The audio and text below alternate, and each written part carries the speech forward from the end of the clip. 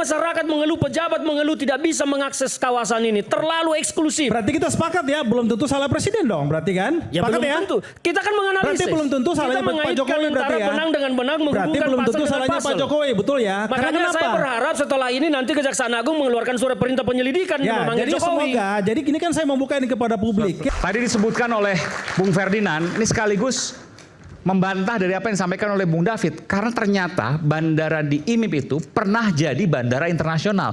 Kalau demikian Pak Menhan, Pak Syafri relevan dong mengatakan bahwa bandara internasional tidak ada imigrasi, tidak ada bea cukai. Saya tanya dulu sebelum ke Bung David dan ke Bung Broron. Kapan itu jadi bandara internasional? Dari data yang kita dapat, itu Agustus 2025 sempat menjadi bandara internasional. Kemudian Oktober dicabut, dibatalkan. Jadi relevan ketika Pak Syafri pada bulan November 2025 menyatakan ini negara dalam negara. Kan begitu. Artis, sempat sebulan jadi bandara internasional. 2 bulan lah. Meskipun semua saya sampaikan tadi. Agustus, September, Oktober ya. Apakah pernah ada international flight ke sana atau tidak? Itu bukan konteks saya. Kalaupun ada, nggak menyalahi aturan. Tidak menyalahi, tapi kan perlu kita tinjau lagi. Tapi tidak ada bea cukai. Sana siapa? Dan imigrasi. Kalau tidak ada imigrasi di sana yang mengawasi, kan itu menjadi konteks kita bicara tentang keamanan dan kedaulatan negara. Jelas. Kita harus melihat operasi-operasi intelijen dunia ini kan luar biasa. Pak Soleman Ponto pasti paham bagaimana intelijen beroperasi. Itu yang kita khawatirkan, jangan sampai negara kita ini menjadi objek wilayah operasi intelijen Cina. Dan itu Anda katakan makar. Oh, itu yang saya sebut makar konteksnya. Kalau sampai ada penerbangan yang tidak kita ketahui di bandara hantu, kita tidak tahu siapa yang masuk, siapa yang datang, kita tidak tahu mereka bawa apa yang terjadi dengan negara kita. Dan bukan tidak mungkin Oktober kemudian dikembalikan ke bandara domestik ya, karena ketahuan. Kalau kita tidak tahu Bang, berarti Bapak Menhan kita itu sebenarnya bunuh diri sendiri. Oh tidak, Pak Syafri sudah benar menjaga kedaulatan negara kita. Penerbangan internasional, Pak Syafri itu sudah benar datang ke sana menjaga kedaulatan negara. Pasti diintervensi sama Angkatan Udara yang membela kita punya udara negara. Jadi kalau dibilang ini ada penerbangan internasional, penerbangan sipil itu jadi beda dengan penerbangan. Saya jelaskan dulu. Ya, silakan. Saya mau tanya dulu. Sebentar. Jadi nggak mungkin walaupun dibuka selama 2 bulan, yang tadi katakan Agustus, September, Oktober, tidak mungkin ada penerbangan internasional ke situ. Jadi begini Bang, waktu itu diputuskan di Agustus 2025 ada persyaratan-persyaratan di keputusan menteri tersebut. Di keputusan menteri keputusan menteri Perhubungan nomor 38 tahun 2025. Syarat-syaratnya adalah ini boleh menjadi status bandara internasional ini dengan syarat-syarat tertentu, yaitu koordinasi dengan instansi-instansi tertentu kalau sudah terpenuhi, yaitu bea cukai, imigrasi, dan juga karantina. Kalau semua itu sudah tercapai, sudah terpenuhi, silakan laksanakan dia punya status internasional, flight internasional. Nah di KM 38 ini, ini terjelaskan dulu ke pemirsa, karena KM itu keputusan Menteri nomor 38. Keputusan Menteri Perhubungan nomor 38 tahun 2025 Agustus 8 kemarin, jadi sekitar hampir 4 bulan lalu ya. Nah setelah itu 2 bulan kemudian, jadi di keputusan itu ada 4 bandara yang diputuskan naik status menjadi 3+1, ada 3+1. Di pasal 6 ada lagi Bang, di pasal 6, coba baca ke bawah. Nah kita katakanlah ya 3+1 ya.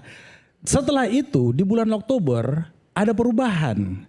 Dari 4 bandara tersebut, dari 3+1 tersebut jadinya hanya 2. Yang di take out, yang di cancel adalah bandara, ya termasuknya bandara IMIP, di cancel bandara statusnya.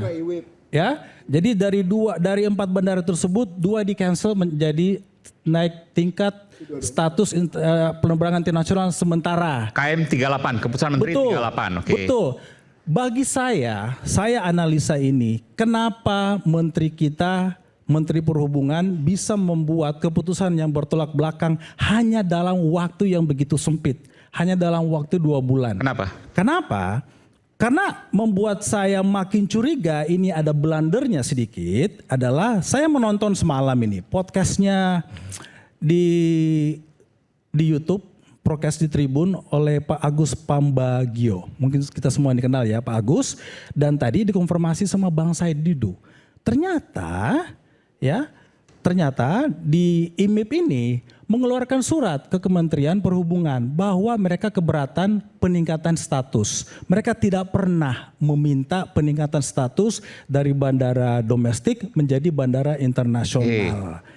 Jadi pertanyaan saya dan saya rasa juga ini bisa publik pertanyakan, kenapa bisa seorang menteri menandatangani sebuah keputusan di mana bertolak belakang 2 bulan kemudian dan ternyata di antara 2 bulan tersebut ada keluhan, ada komplain, ada keberatan dari IMI bahwa mengatakan mereka tidak pernah meminta kenaikan status tersebut. Dari domestik internasional. Apakah cara begini Pak Menhan mengungkap kasus ini, mengungkap keputusan menteri ini? Bisa saja kalau saya duga seperti itu. Kenapa? Karena itu tadi tidak mungkin Pak Menteri kita, Menteri Pertahanan yang begitu pintar di dunia militer mengatakan di sini ada negara dalam negara.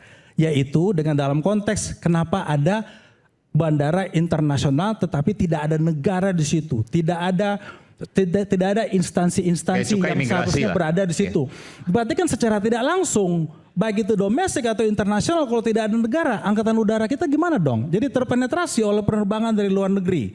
Jadi saya rasa ini caranya beliau mengungkap, ini ada keputusan-keputusan menteri dari perhubungan yang belum diketahui oleh publik. Keputusan menteri yang belum diketahui publik. Nomor 38 dengan nomor 55. Jadi maksudnya Pak Menhan berseberangan dengan Menhub gitu? Enggak juga, enggak berseraman, tapi ini bagus nih mancingnya.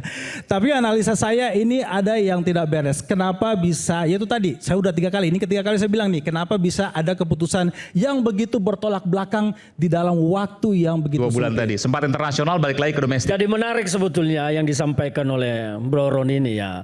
Kita jadi bertanya, kalau memang begitu, siapa kira-kira aktor di balik ini yang mendekati Menhub untuk membuat keputusan itu? Ada. Ya kita tidak tahu, justru saya ingin bertanya hal yang sama. Betul, Bang. Saya sepakat, Bang. Saya kalau betulnya kita yang melihat, sama. Betul, saya sepakat. belakang Menhub ini siapa? Saya juga penasaran. Ini adalah bendahara TKN Jokowi 2019. Ya, yang kita lihat kalau dia bendahara TKN Jokowi artinya beliau ini siapa masih. Ini, sorry.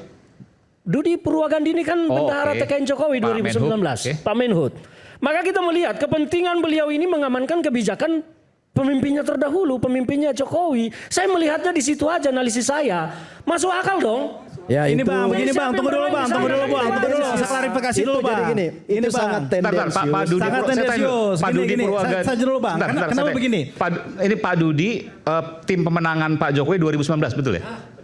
Saya tidak familiar dengan nama beliau.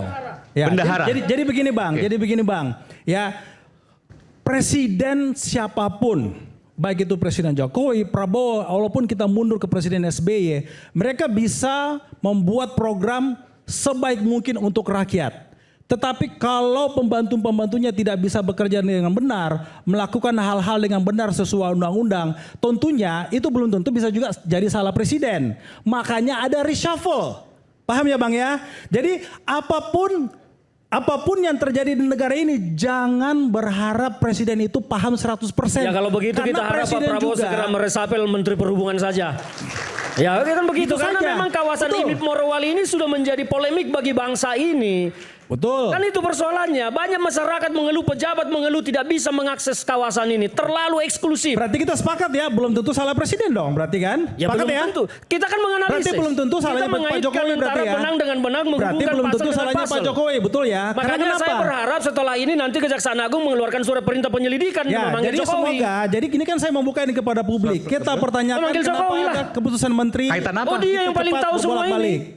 Pak Jokowi paling tahu semua ini maksudnya? Oh iya, paling tahu semua tentang ini kan Jokowi dengan timnya pada saat itu. Siapa lagi? Itu mantan presiden Anda, Pak SBY, ketika Bung Ferdinand masih di Partai Biru. Tendensi kalimatmu itu nggak baik. Ya, karena Anda menyerang terus Pak Jokowi yang nggak ada kaitan dalam case ini. Gitu loh. Jadi gini, saya mau bilang gini. Ini ya, jadi gini, saya mau bilang bahwa Pak Jokowi, udah Bang, kita Pak kasih kesempatan yang lain dulu. Kita kasih kesempatan yang lain. Pak Gibran adalah satu kesatuan ya. Jangan Anda masuk untuk memecah.